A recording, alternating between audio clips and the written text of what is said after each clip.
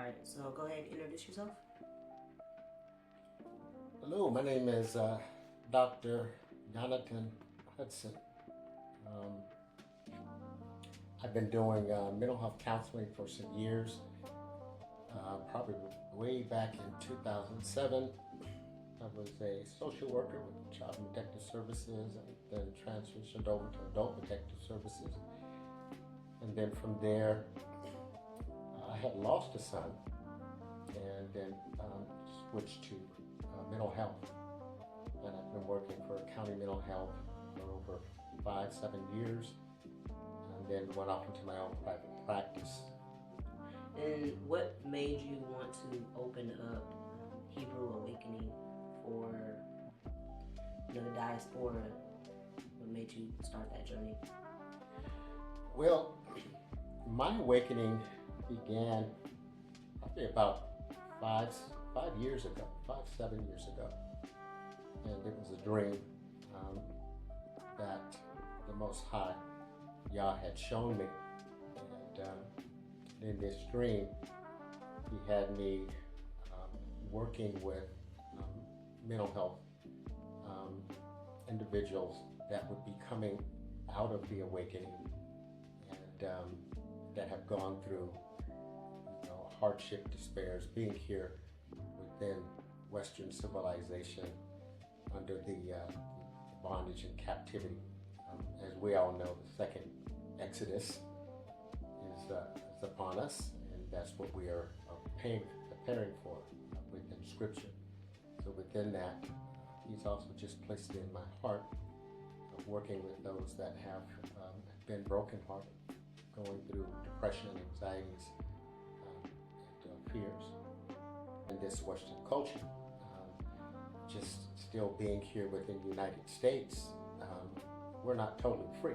We're still living within the land of our captives. And also, why trust mental health counseling that it's not based, one, biblically based, and then also when I talk about biblically based, there's a lot of things that have been hidden from us within the truths, such as the book of Jubilees and the book of Jasher, and I can go on, Maccabees and all, to where now we are awakening to the truth. So if we've been fed lies and deception all of our years, why trust in mental health?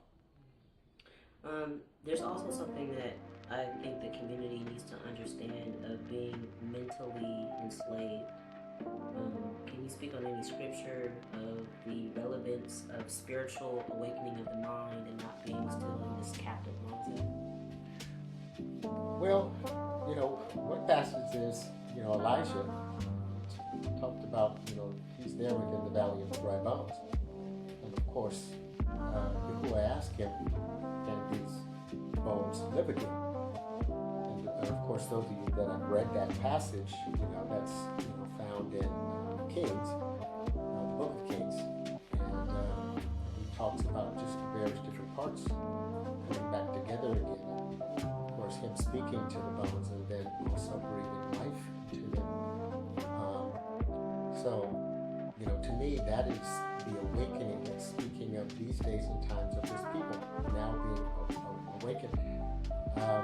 You look at 400 years of being stripped from your identity, not even knowing that you have a culture, and being told that you're Black, African American, and so forth. Spanish, Black, Spaniard, whatever names that we've been given to identify, but not, keeping us from that culture. And now as we're waking up, identifying that culture. One of the things, the other passages that comes to mind is 1 Kings and chapter 18, verses 16 through 45. And those that don't know the story, it has to do with, Elisha, and he's there after he performs this great showdown there at Mount Carmel. And of course, Queen Jezebel, has all of her prophets.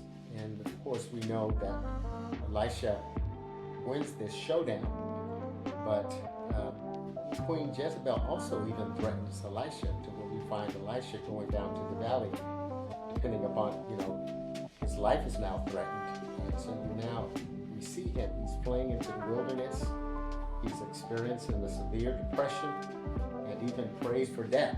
He's asking Yahuwah to take his life. What is the purpose? What is his purpose and plan? And he even felt that he was the only one, going through that valley of death. So keep in mind, he's in the wilderness. So we know as we are exiting, we're also going to have to go through the wilderness before we get to that promised land, and that is the Most High's kingdom here on earth and all. So this is my heart's desires.